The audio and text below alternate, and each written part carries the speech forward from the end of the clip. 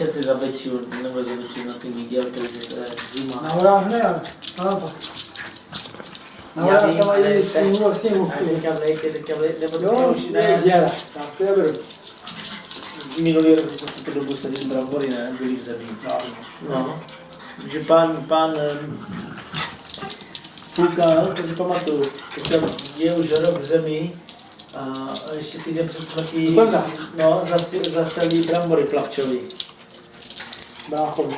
No, a dneska to je, až jsme na pohřeb a seděli jsme venku potom na trachtě. Košila. A mladý.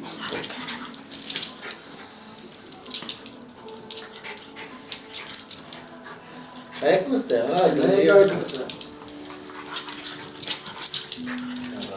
Tam se mě učí bojovat. Já říkám, já jdu a jenom všichni se ptají, od koho to máte a nemají. Já říkám, no nemají.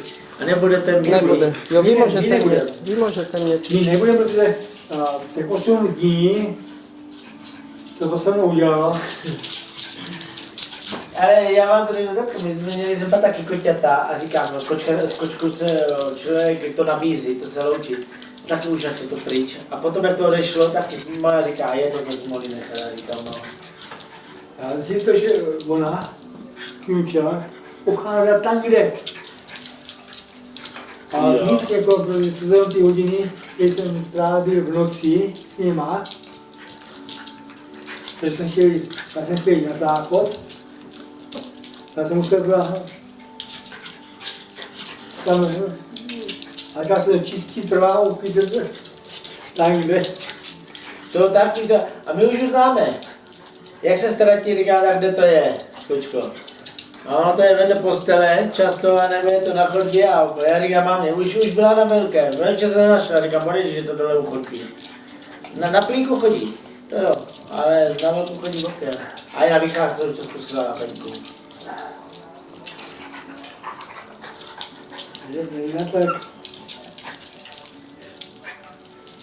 Nedá se no, koupí, pak se jako zkouší.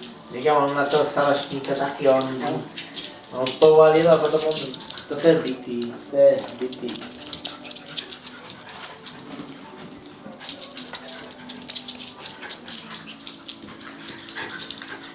No jo, tak jo.